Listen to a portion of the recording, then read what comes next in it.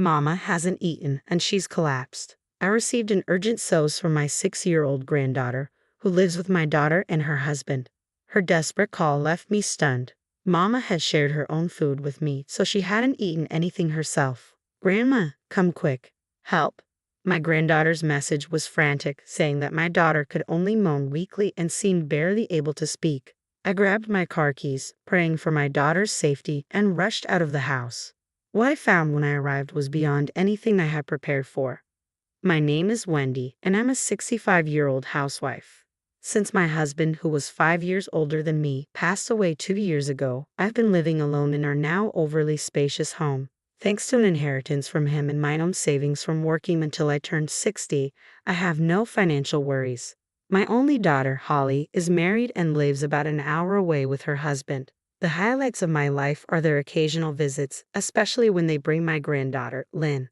After Holly graduated from university, she moved to Paris to pursue a career fueled by her passion for the French language. There she met Ted, who was working for an international company. They married and eventually returned to the United States. Once back, Holly chose to become a full-time homemaker to support Ted, and soon after, they welcomed their daughter, Lynn. Ted graduated from a prestigious university and now works for a leading tire company, which gives him an elite status, though he has faced many challenges along the way. His father struggled with job stability, frequently changing positions, which put a strain on their finances. Ted's mother worked part-time but didn't contribute significantly to the household income. Holly mentioned this hesitantly, suggesting that Ted's parents had unconventional approaches to work. Despite this, Ted was determined to improve his circumstances. He pursued his education with dedication, earning scholarships and working part-time to support himself. His hard work has earned him Holly's deep respect. Ted is committed to ensuring that Lynn doesn't face the same struggles he did. He is determined to save money and provide her with the freedom to choose her own path. She described him as a warm-hearted person. While it might seem self-serving to praise my own daughter, Holly truly is bright and kind-hearted. She has a good relationship with Ted, even though his parents are somewhat unconventional. Lynn has been growing up happily, and I had no cause for concern. However, there was a moment when I sensed something was wrong with Holly. It was when Lynn was 4 years old. During one of their visits, Holly appeared unusually drained. I asked, "What's wrong? You look pale. Are you feeling unwell, or is something bothering you?" "Well, there's a small concern," Holly admitted. She had been sending $700 a month to Ted's financially struggling parents, but they had recently asked for more without Ted knowing. It turns out my father-in-law had quit his job again. "That's troubling. It's challenging for just you and Ted to bear this burden," I said. Holly wanted to save money for Lynn's future, but it was becoming difficult with the ongoing financial support for her in-laws. She considered getting a job, but Ted had told her, "I often go on business trips, so I prefer you stay with Lynn. I want to support my parents since they're family, but I'm worried about how long we can sustain this situation." Hearing this, I felt uneasy and somewhat doubtful. I considered how I might assist and shared my idea with Ted. To my surprise, he welcomed the suggestion and agreed without hesitation. I was relieved at the time, but things didn't go as smoothly as hoped. 2 years later, a new issue emerged. Ted was assigned to work abroad, and would be stationed there alone. His parents, concerned about Holly and Lynn managing on their own, proposed that they all move in together.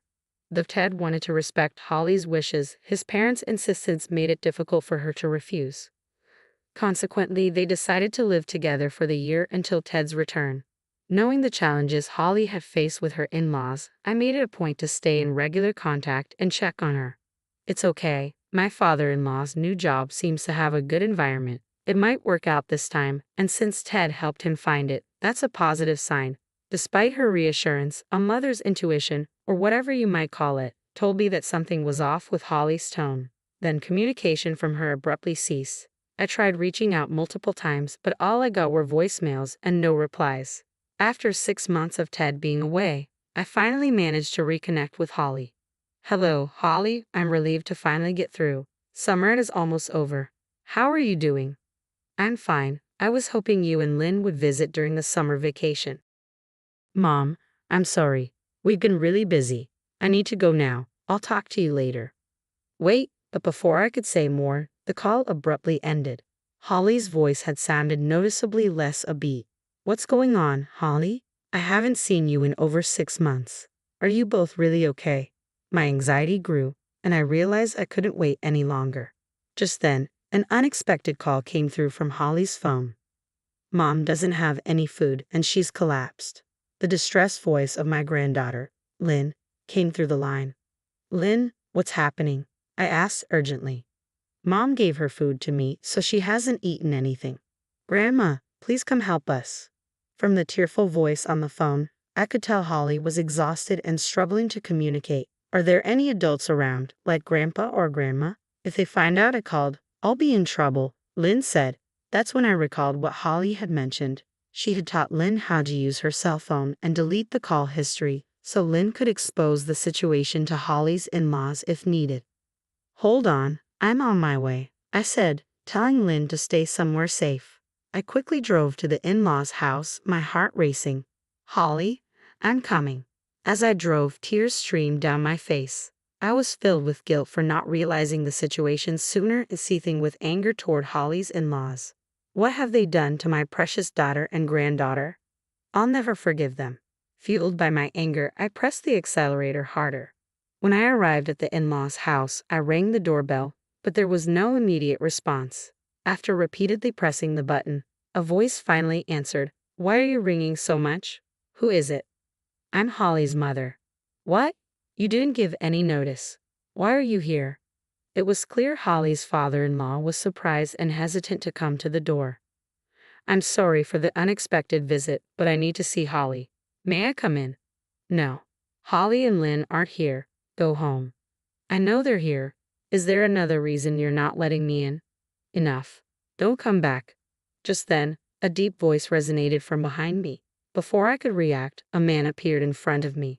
That voice, could it be? I heard sounds of movement from inside the house, and the front door opened to reveal a stunned father-in-law. Boss, what are you doing here? The man was the CEO of the company where Holly's father-in-law worked. After learning about the in-laws' financial demands from Holly, I had taken action discreetly. Without informing Holly, I reached out to Ted and introduced him to a company run by an old friend of mine. I wanted Holly's father-in-law to find employment there and achieve financial independence. The CEO, understating my requests, hired him under favorable conditions. To avoid any gratitude, I kept my connection with the CEO confidential, asking both Ted and the CEO to do the same. Sensing something was wrong after the earlier call, I contacted the CEO, and we rushed over together. The CEO said, I'm here to speak with you. Let me in, and walked into the in-laws' home. The father-in-law stood there, stunned and speechless, as I tried to follow. Holly's mother-in-law emerged from a room and blocked my path. You have no right to come in. The CEO quickly countered, No, she's with me. The in-laws appeared visibly shaken and terrified. Grandma, over here. Help Mommy, Lynn's voice called out urgently. At that moment, Lynn rushed over and tugged at my hand. Lynn, you become so skinny. I noticed that my granddaughter looked much more gaunt than the last time I had seen her. Before I could voice my concern, Lynn urgently guided me towards the back of the house, leading me to a storage room under the stairs. Holly, in a place like this? I quickly opened the door and gasped in shock and sorrow. There inside the dimly lit room was my emaciated daughter Holly. Mom, Holly murmured with drowsy eyes and tears streaming down her face. I gripped her frail hand tightly. I'm so relieved you're okay. Lynn told me you'd collapsed. We need to get you to a doctor right away. As I gently tried to lift Holly, the CEO stepped in to help. She doesn't need to see a doctor. Given her condition, are you really sure about that? We haven't done anything wrong, I responded, concerned.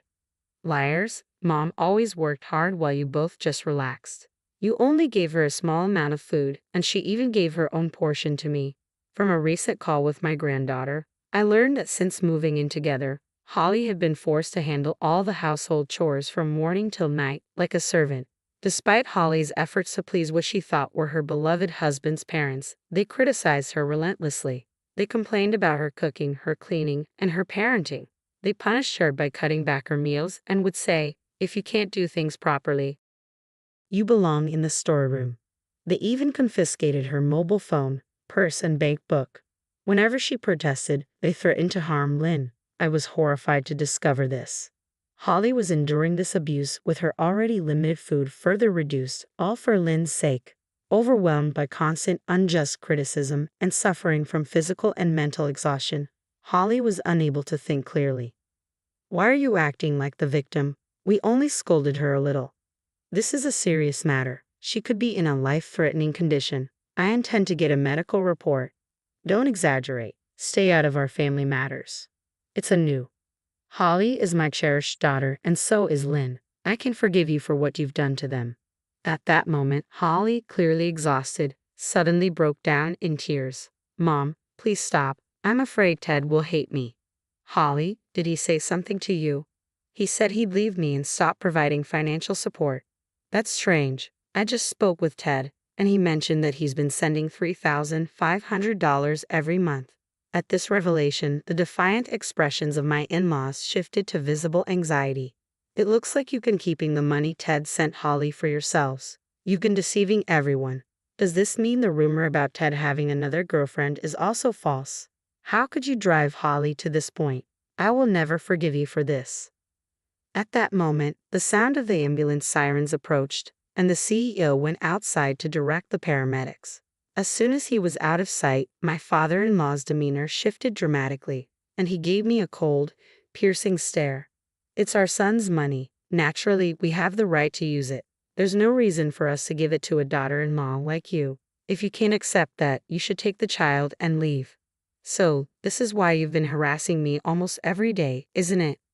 Did you hear that, Ted? I spoke into my smartphone. I was on a call with Holly's husband, Ted, and relaying every word his parents were saying. What are you talking about? I turned the smartphone screen towards the in-laws with the speakerphone on. I will never forgive you for what you've done to my beloved family, my wife and child. I'm cutting off all support from now on. Ted's voice was filled with anger, and his parents could only tremble in response.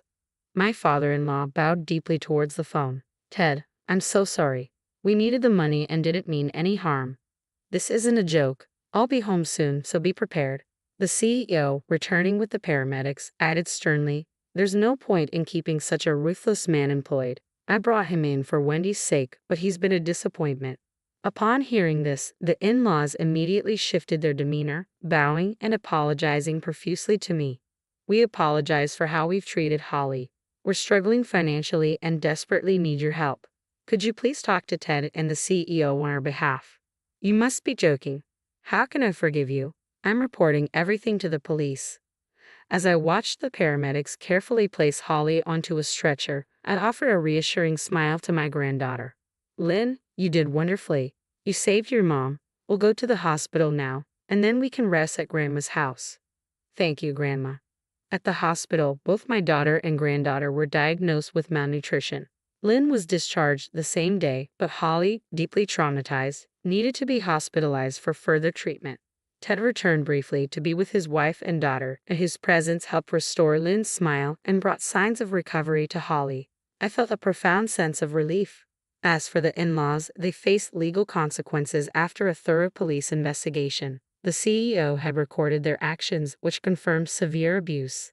Since their home was rented, they were evicted, and a claim for $47,000 was filed, $30,000 for embezzlement, and $17,000 for damages. Thanks to my connections with the CEO and reliable childhood friends, the in-laws will be required to repay the amount by working at a specific factory after their prison term. For now, the three of us are enjoying a peaceful time together, eagerly awaiting Ted's return. Once he's back, we plan to move in together at my place. I'm looking forward to a brighter future, supporting my daughter and son-in-law, and cherishing the joyful moments with my granddaughter.